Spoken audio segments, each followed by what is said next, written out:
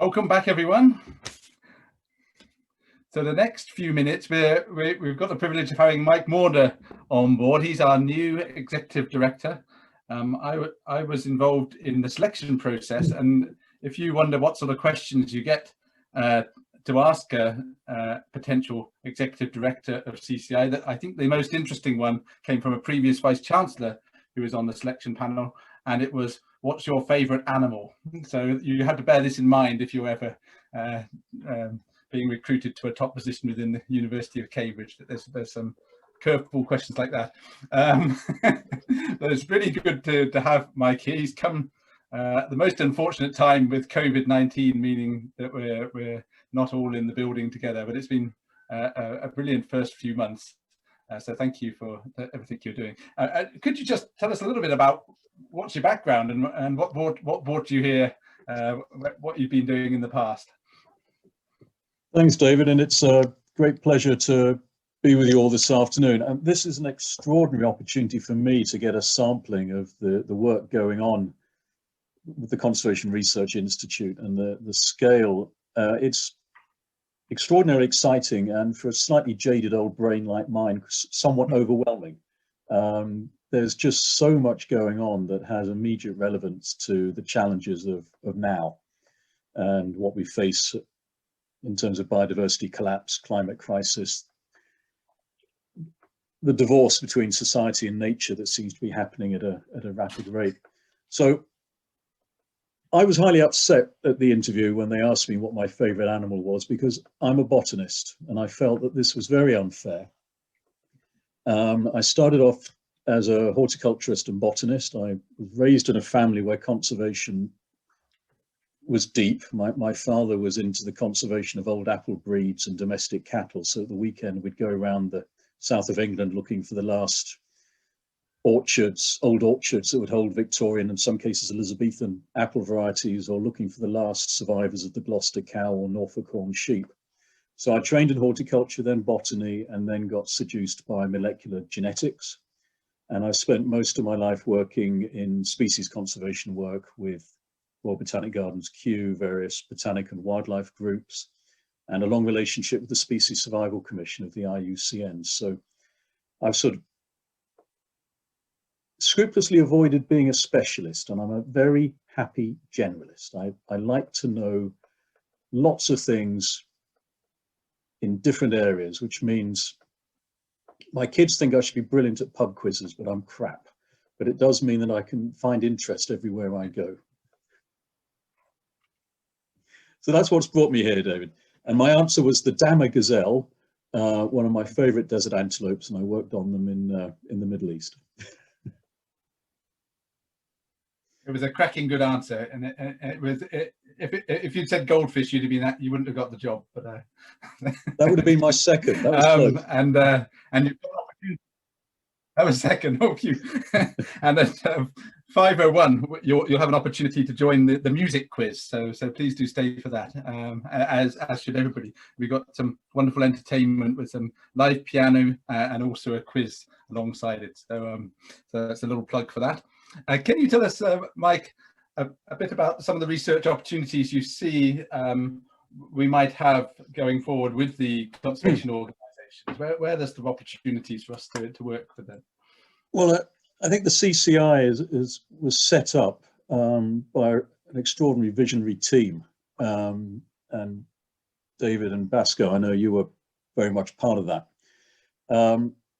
And it was set up to promote collaboration between institutions. And one thing I was taught by my mentors was never respect disciplinary boundaries. There's something to be trodden on and ignored. And I sit in on lectures such as we've heard today, and I'm immediately writing notes linking, right, cement, the most dangerous substance in the world. Well, I know that sand harvesting for cement is a major source of damage to riverine forests in Eastern Africa. The only time in the last 10 years I've been at gunpoint in East Africa was by sand miners in Uganda. I'm thinking, oh, that repeats LiDAR. that's a perfect tool for assessing regrowth of forests and restoration of forests. And so there is no end to the possibility of linking the conservation needs of the real world to the absolutely phenomenal research that's going on. And what's particularly encouraging is I'm finding huge enthusiasm from the researchers here at Cambridge to directly link their work to the real world. You know, the personification of the ivory tower, I've not found it here. There's a lot of people really committed to their work making a real difference, which is fantastic. So it's exhilarating, and you know, I just feel a real privilege to represent the Cambridge Conservation Initiative and to have as one of our 10 members the university, and to have within the university the Conservation Research Institute, which is a really extraordinary group of people. So it's, yeah, I'll give you the list of about 30 ideas I've had this afternoon and hand it to you at the end of the day, David. I guess one common interest is habitat restoration across the conservation partners. But perhaps could you tell us a little bit about the Endangered Landscapes Programme, as that's an exciting initiative? Yes, I'm been involved in habitat restoration and species reintroductions and the general regeneration of biodiversity for all my career. And I'm delighted now that restoration ecology and its link to nature-based solutions and carbon sequestration and rewilding, all these things are now bubbling and are getting attention and getting funding. And within the CCI, we have what's called the Endangered Landscapes Programme, which is a focus on Europe. And it's probably around 1 million hectares of landscape restoration across Europe. And it's showing that restoration and rewilding, and the two are not the same, but that's not for now, can have a major impact on restoring biodiversity, on providing protection against flooding, bringing back livelihoods. And so we're now finishing off the strategic plan for the CCI, and many of you in this meeting will have participated in that. And restoration ecology, big scale restoration ecology and nature-based solutions are key parts of that 10-year strategy. So there's a really exciting opportunity here to respond to the decade for ecological restoration and for us all to really deliver some global impact. Thank you very much indeed, Mike. That was a brief but very insightful conversation with you. So thank you very much for coming along and agreeing to speak. Learned so much today. Thank you. Thank you. And just to explain to people who may not know, the CCI has a council and it has representatives from all the conservation organisations and from the university. So there's 4 of us actually representing the university on that council, and then individuals from the conservation organisations. We meet regularly to plan the activities of CCI. So thanks once again, Mike. I'm going to now move across to Christina. I see you've appeared.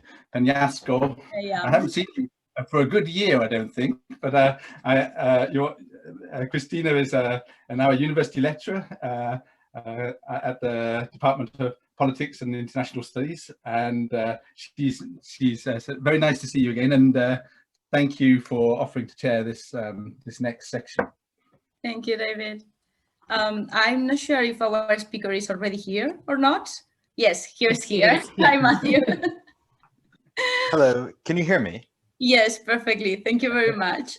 Thank you very much, all of you, for being here. Actually, today, as David mentioned, it's been a while. We haven't seen each other